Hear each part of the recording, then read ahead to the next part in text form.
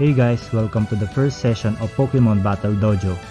This is a series where we study Pokemon viability, strategies, and move mechanics, aiming to improve our skills in competitive play.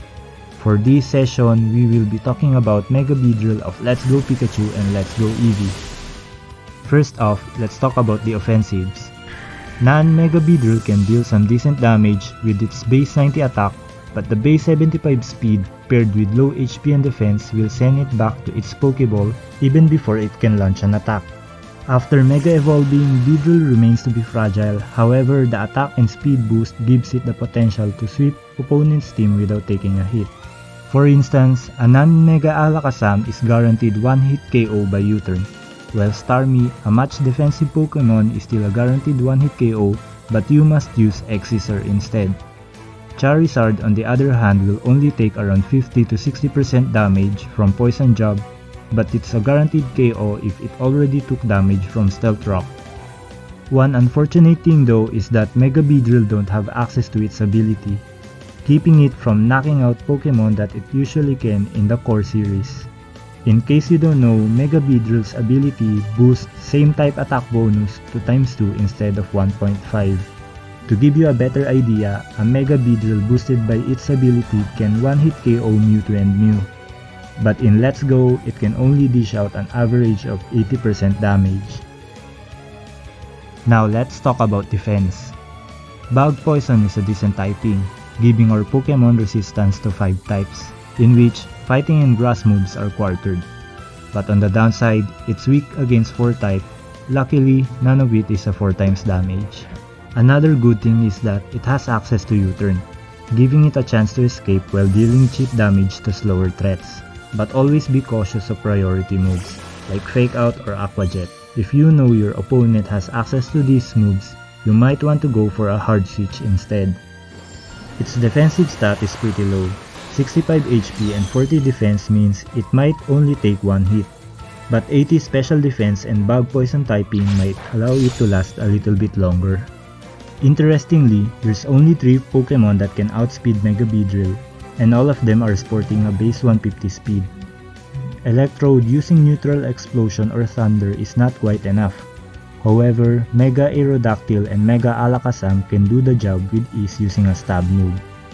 I mentioned earlier to be cautious with Pokemon with priority moves, and a good example of this is Mega Kangaskhan.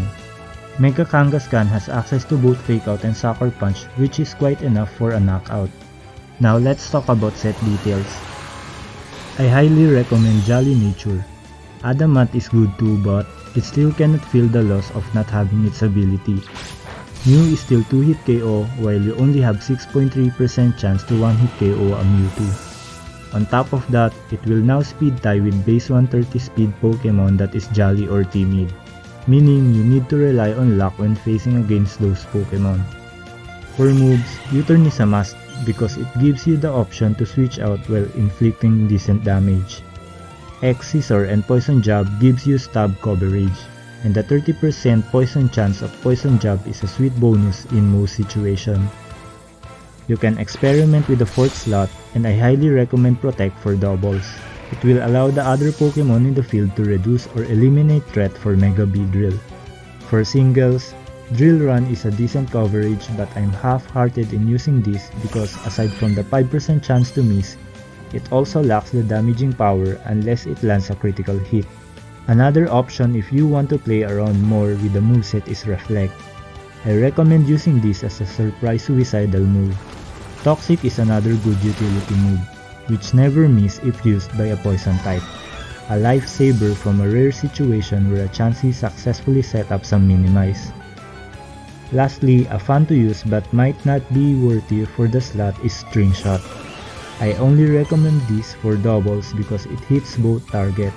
This also serves as a poor man's alternative for Tailwind. That concludes our session for today. Let me know your thoughts about Mega Beedrill. Do you think it's viable? Or if you have other fun sets you can recommend, let us know by leaving a comment below. Also, I'm inviting you to watch out for the next session, as we will be discussing the new mechanics of the Gen 1 move Teleport. Again, that's it for today. Thank you for watching and see you on the next one.